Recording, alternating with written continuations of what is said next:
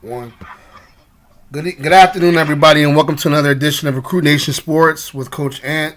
Coach Creek is not available today. He has some errands he has to run, so it's just going to be me today. Our guest for today is Coach Jerry Flora. He's our GM of RecruitNation North, and he's a regional scouting director for Dream Scouting Network in the New York area. Coach Flora, how you doing today? Good, Good, Anthony. Doing Anthony. good. How Doing are good. you? How are you? I'm great. I'm great. We're happy to have you on today. Stuff like that. We're happy Thank to you. have you on. Thank Very much. Happy to hear about some things we can talk about with your expertise when it comes to us coaching, scouting, and recruiting. Let's just get into it. With that being said, let's get into it. Just want to ask you a little bit about your background as a player and as a coach, and and your scouting and recruiting experience and all that. Well, I I played played football when I football was in when I was college in in New college in New Rochelle. Rochelle. Okay. And when I got And when I done got done playing, playing, I I decided I decided I wanted to get wanted to into get into coaching. coaching. Okay. So, So, you know, you know, I stayed on board as a student worker and I kind of worked my way from there. And I was an assistant on the staff for, I think, 5.5 years. And then had an opportunity to go down to FDU Madison and work down there for a year, coaching the O line with Larry Arrico in '98. Left '98, went back to Iona, worked for Coach Mariani, who came in from Fordham and Lehigh. Iona had gone 1AA, so I worked with them for 3 years. Larry had gone on to William Patterson, and when Phil Longo left William Patterson, Phil's now the offensive coordinator at North Carolina. yeah. He called me up, said there was going to be an opening. I got the job. I was an assistant for 3 years with Larry, and then unfortunately they parted ways with him. They brought Mike Miello in from Rutgers when he worked with Greg the first time around, Mm-hmm. and I worked with him and Eddie Stinson from Hoboken for three Nice. years, I and remember then Ed. they left. Yeah, and then they left. Ed was a good guy. I love working with Ed. And Mm-hmm. then they left, and then I took over in '08, and I was the head coach there for 10 years.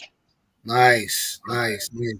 So in those 10 years at William Patterson, I know you had some guys that got some NFL looks and stuff like that, and some guys that may have actually played up there.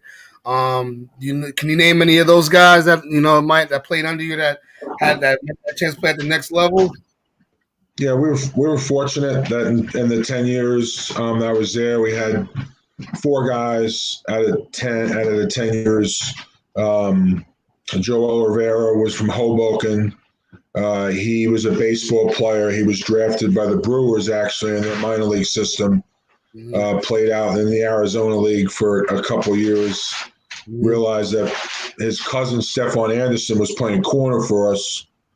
So Stefan talked him into playing for us, and I got him for.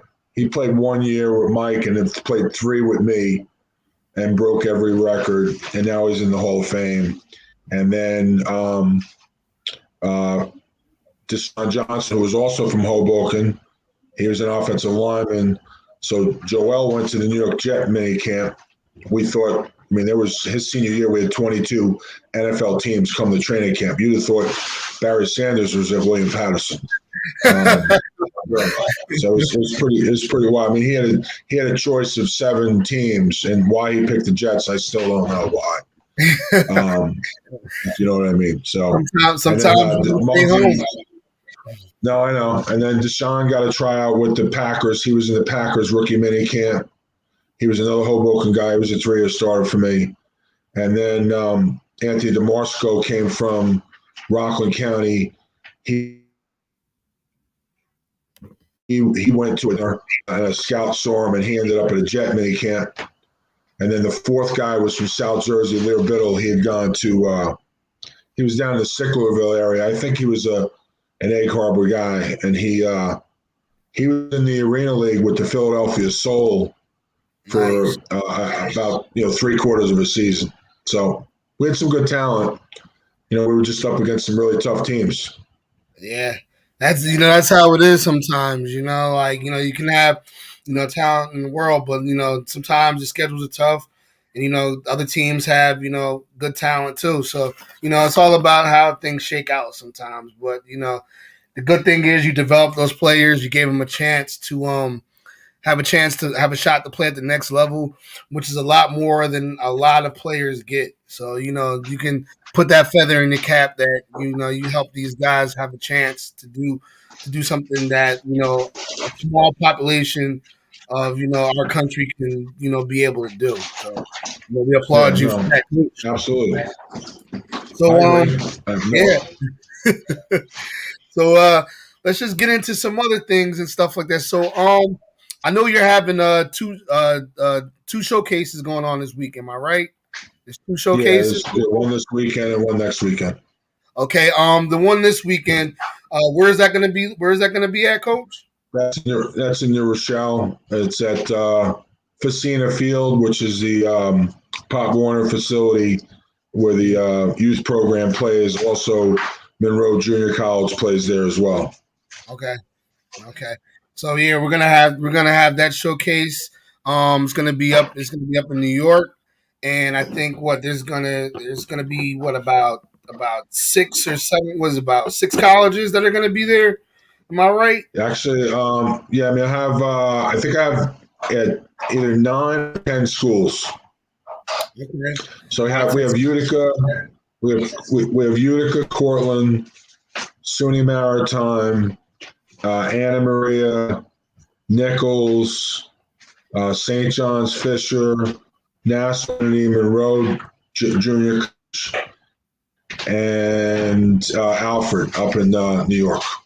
Yeah, I know. I was So looking. I was 10 total. Yeah, I was looking at that. I was looking at that this weekend. It says yeah, it said Nichols, Morrisville, SUNY Maritime, Nassau Community College, Monroe.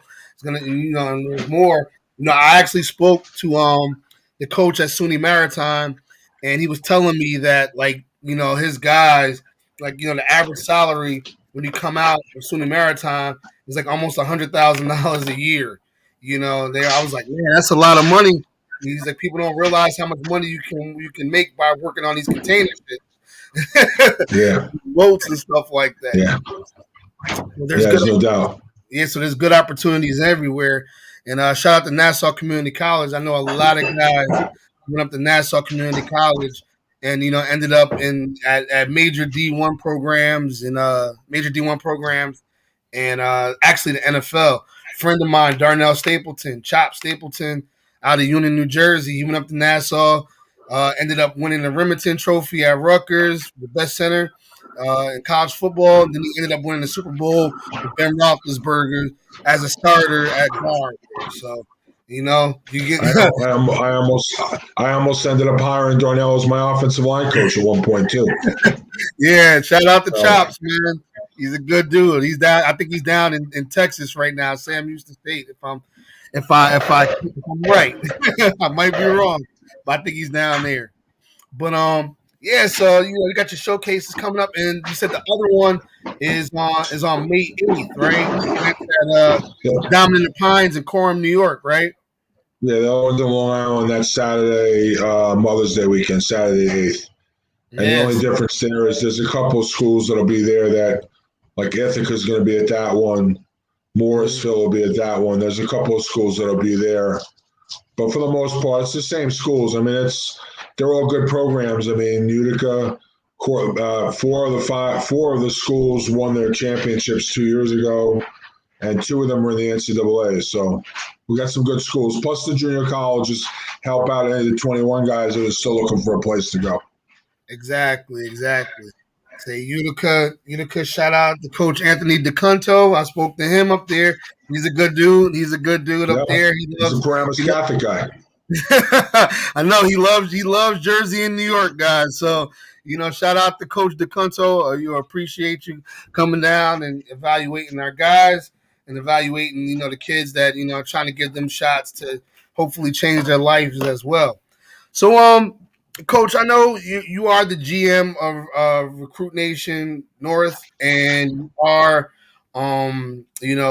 RSD with Dream Scout Network. So when it comes to Dream Scouting Network, can you tell us, what is your, your game plan for players that, join our program, or, like the layout for them? Because I know you have some guys right now that are signed with you that actually have some major Division One looks.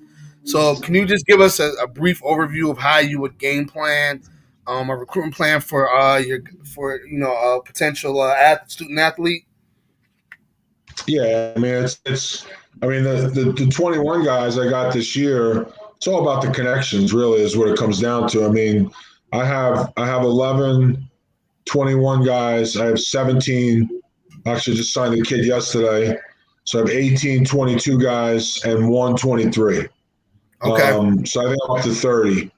So good. I mean the 11 guys, I mean most of those guys I started with them in August. So for the most part, all those guys are going to really good D3 schools. Mm-hmm. One guy just got something at LIU Post.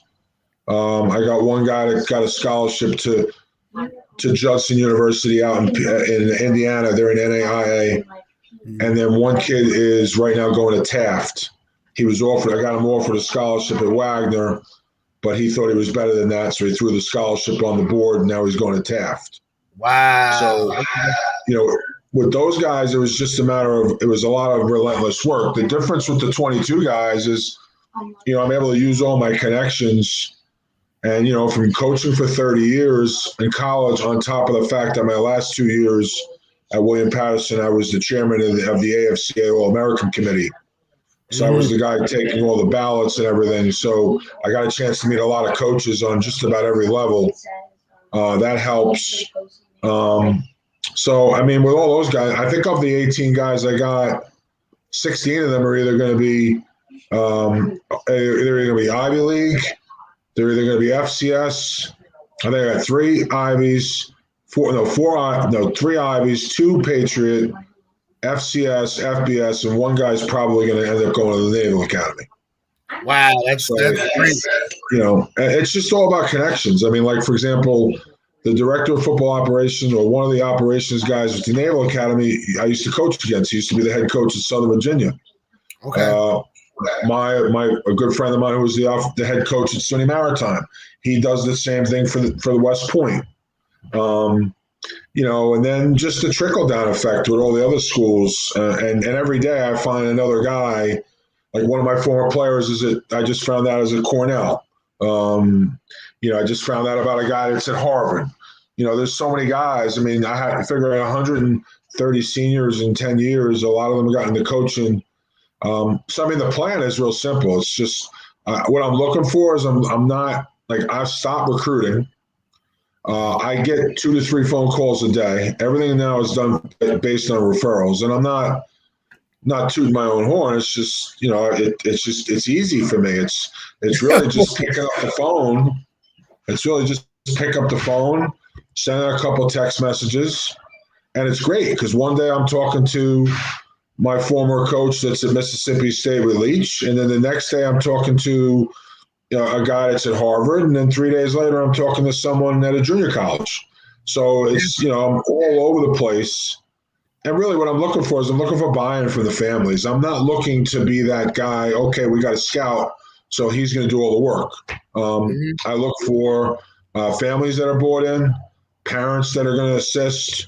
Really, I'm trying to teach. The big thing, really, Anthony, is just teaching these kids how to use social media. I mean, I got guys that, they're not on Twitter. I mean, I've spoke to Division I coaches that have flat out said that, one of the things that they're doing now with the whole pandemic is, up until because of the dead period, is they'll just like reach out to you on Twitter and just say how you doing, or ask you, how's your family, or how you doing in school, and they just want to see if you got a pulse.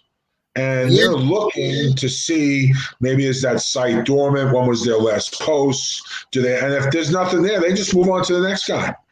I try to tell them. They're just going through a sorting process. I tell these guys. Go ahead. I'm sorry. I try to tell the kids the same thing. I'm like, listen. I'm like, you got these coaches on here, and they're begging. They are literally saying, like, listen, guys, like, drop your film, talk to us. I have one coach the other day from Norwich University. He literally was telling the kids, he was like, listen, if a coach is constantly texting you, that means they want to recruit you. Like if they're texting you and they're sending you messages, they want to recruit you. And I was like, wow.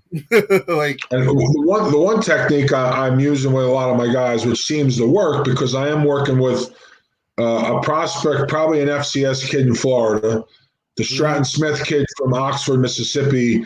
We've gotten some looks lately from Ole Miss, Auburn, UAB, Mississippi State. Coach Flood, who I played with at Texas, gave him an evaluation. So between those guys down south, and then I got a guy right now that's playing. He's playing the state regionals going now. Matter of fact, I was on the phone this morning with Phil at UNC. You know, one of the things I'm doing with them is I tell them to do three things, whether they use me or not. The first thing they should do is they should go on and follow 5 to 6 coaches a day. Just hit follow, 5 to 6 coaches. Now, whether they're interested in you or not, they'll follow you. So the second thing that I tell them to do is anytime I post something on Twitter, and I'll post, like, because I got 30 guys, I was just actually working on a baseball guy right now. I'll do 5 to 6 posts a day. Anytime I post something, you like my post. You like it, and you retweet it. And then the third thing I tell them to do is anybody in our team, so the 30 guys on my team, you do the same for them. And the reason why you do that is because if for example, if Stratton down in Mississippi tweets out that, for example, he got invited to Vanderbilt's summer camp. So he tweeted that out. So now if a guy from New York retweets his post, he now enters into Stratton's network. Okay. I mean, think about it. He's now part of his network because they're following each other. So now if the guy down south, now he goes on. Now I tell all these guys, make sure all your information is on your Twitter page, like your resume, and then make sure your highlight video is on there. Because what coaches do is they go to your site. If it's valid, they then click on your film. If they like it, they send you a DM or they follow you. And that's how a lot of these guys are helping themselves recruiting wise, because they're just, they're within our network. They know the guys on our team and our network. They just follow, repost, retweet, follow, repost, retweet. And sooner or later, someone's going to find out about somebody. Yeah. It's crazy how when you break it down, you have like 3 jobs, 3 simple jobs, 3 simple things: like, retweet, share. It's simple, and then you get the network, and then make sure that your bio is correct and that you have your highlight film on there, which is the big key too. The big key too is like what a lot of these guys, the guys that are potential FCS or FBS guys. That's the same thing with the Division III guys. It's not about quantity, it's about quality at the beginning. So you want to try and get the right school. Yeah. Once you get the right school, like I got a D3 guy that's going to WestCon, but when he first started, Muhlenberg and Brockport, which are the 2 best programs in the East, were all over him. So because they were all over him, and we've tweeted those over and over again. Now, if you want to beat Muhlenberg and Brockport, now you're on to be on the bandwagon. Yeah. So it's the same thing with Ed. We were talking about earlier from DePaul. When I first started working with Ed had a couple of schools following him, a couple of schools retweeting him. And it was, for him, it was all about that one school. Old Dominion was on board from the beginning. They had a coaching change, and the guy that he was dealing with had left.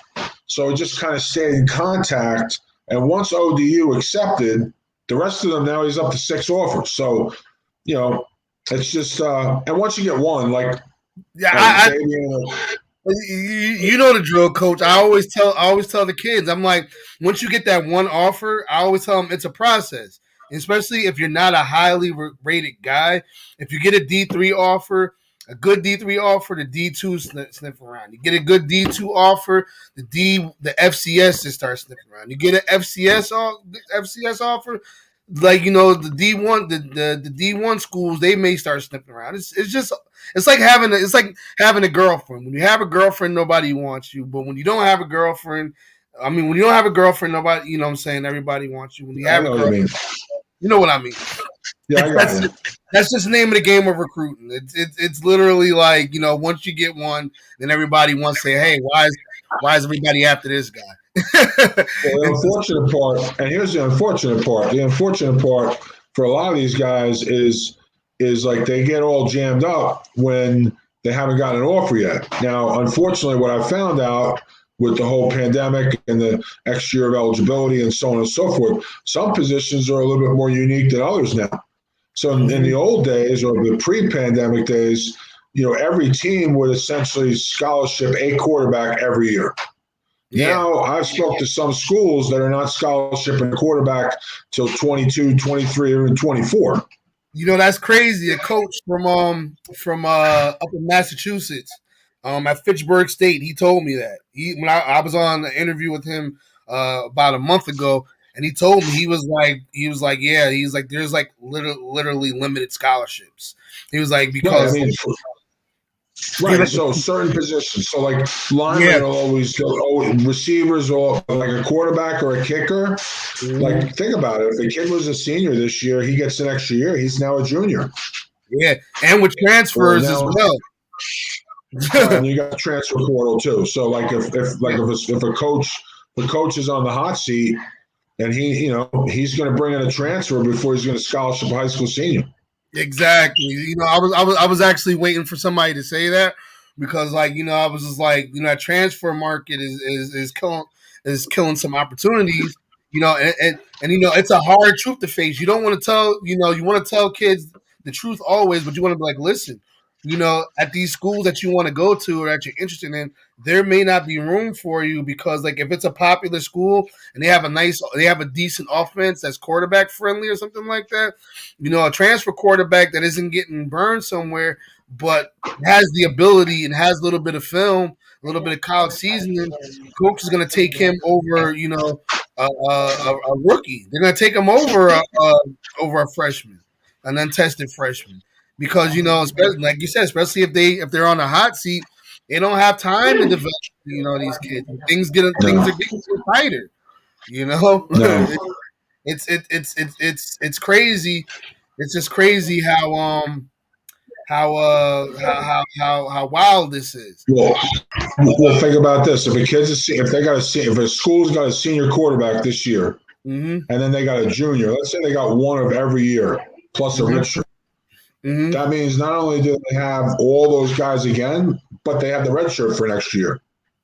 So what I've been telling kids and parents, parents that tell me on the phone, we're just going to wait until he's a junior.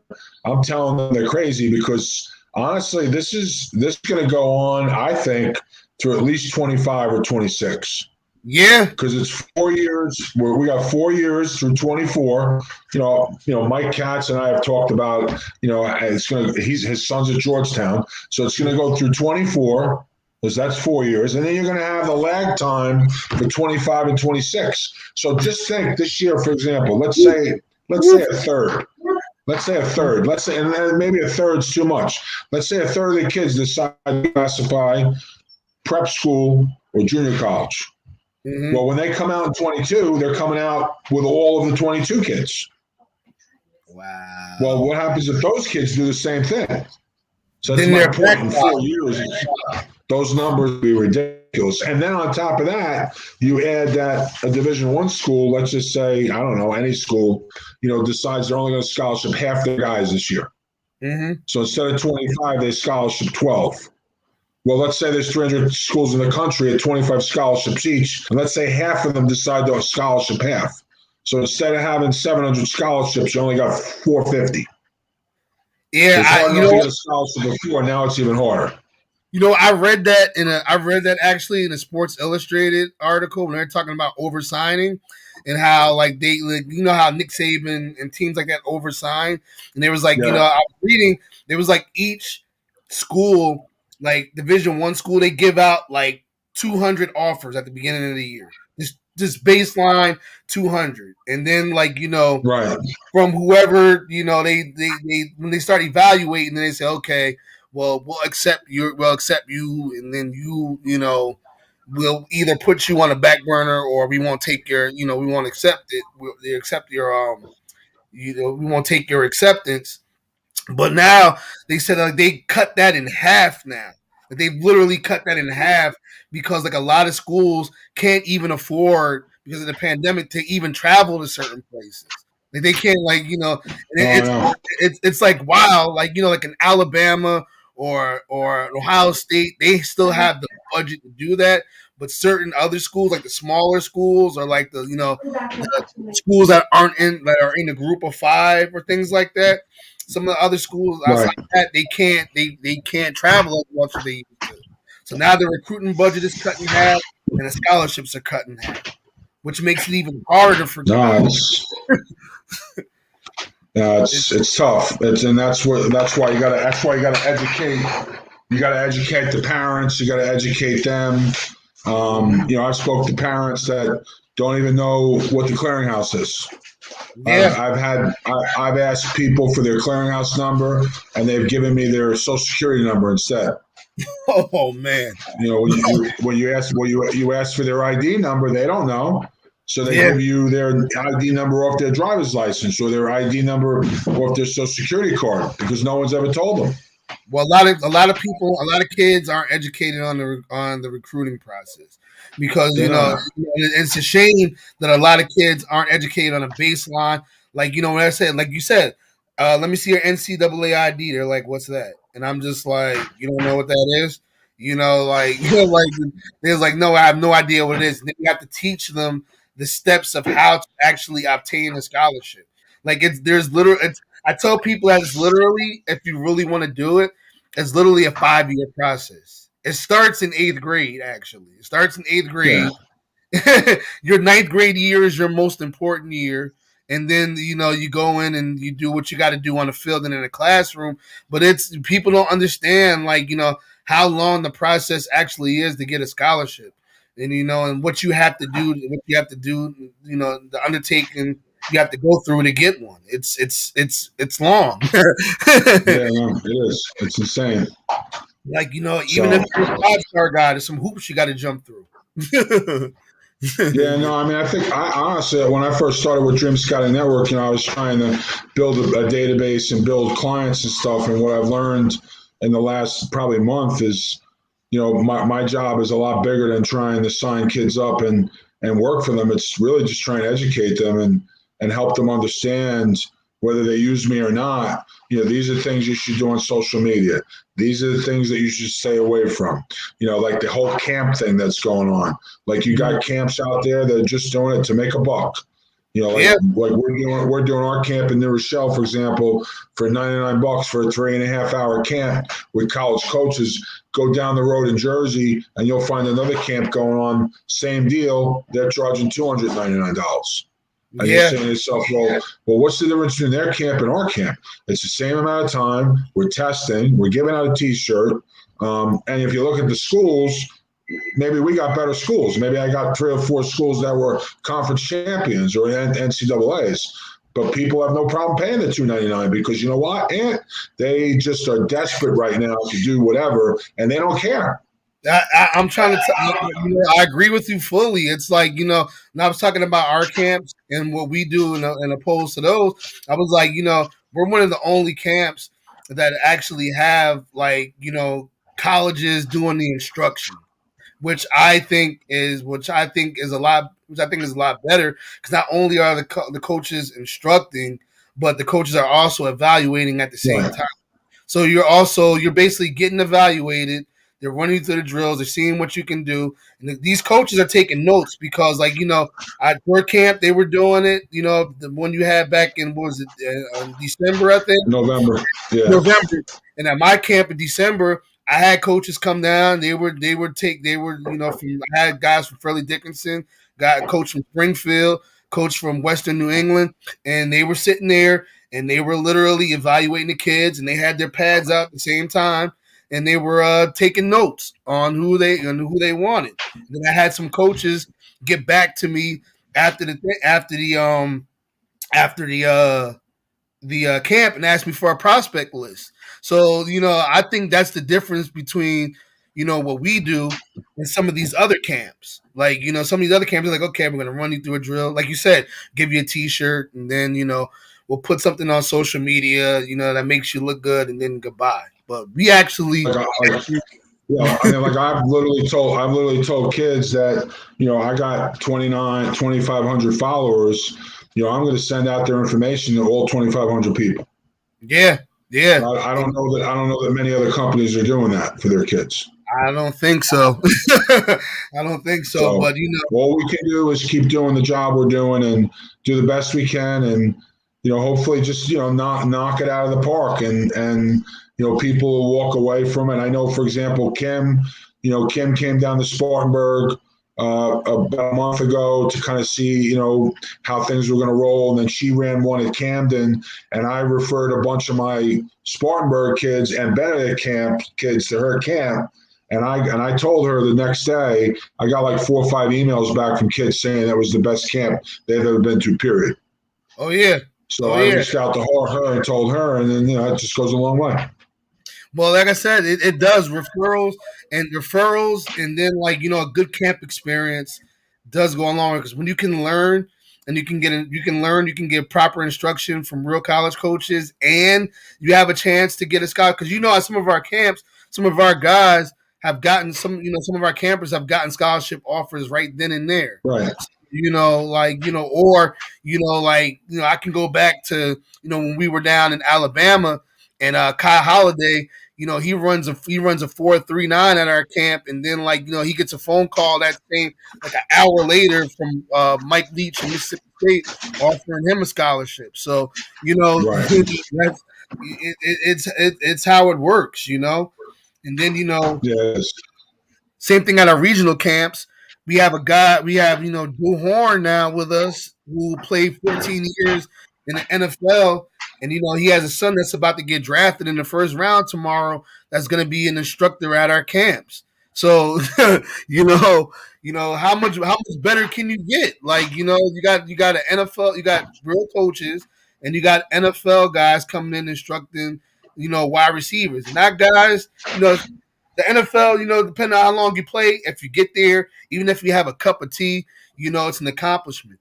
But when you have a guy that's played at a high Pro Bowl level, went to 4 Pro Bowls, was an All-Pro for 4 years, and then played 14 seasons, with probably 5,000 or 6,000 yard seasons, that's a big deal. No, you're right.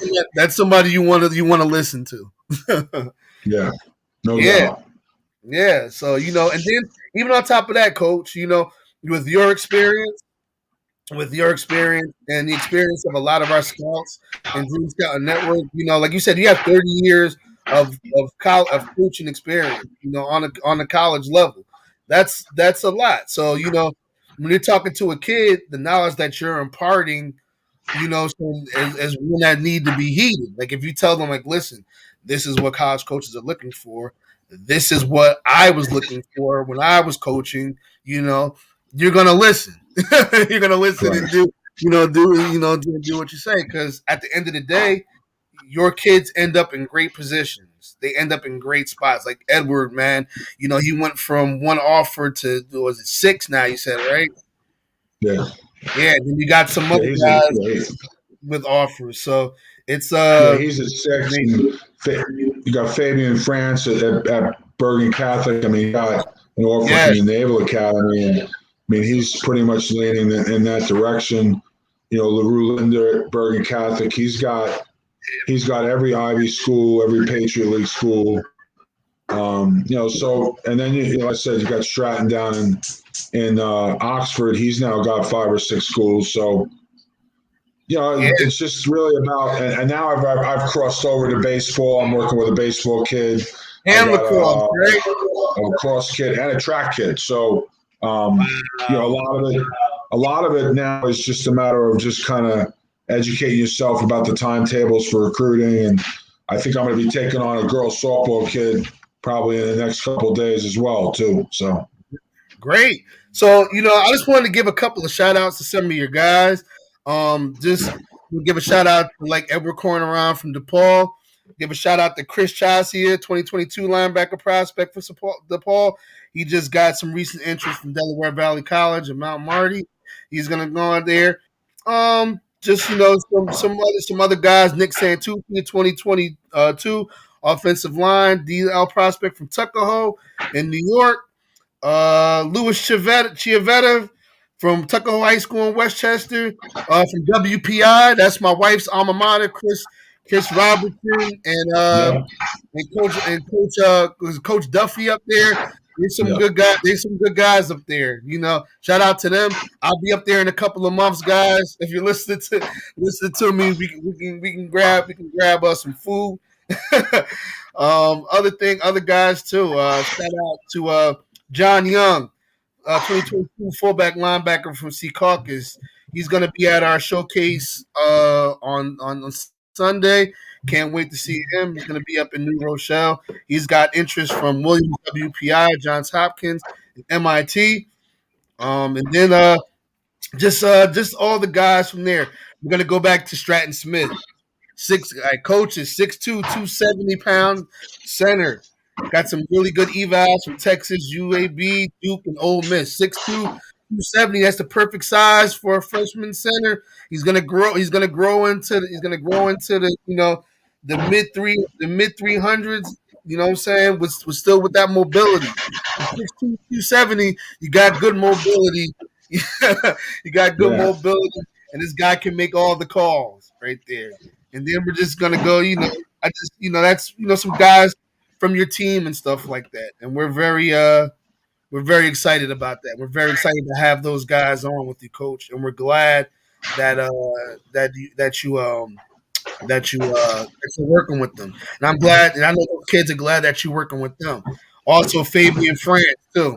Really fast prospect, guys. I've seen this guy on film, and this kid is electric. He can run.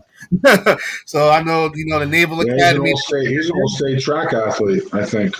Yeah, I saw him. I saw a little bit of film with him, and I'm like, wow. And then said, Coach, you got Carmen Conti from Ocean City High School.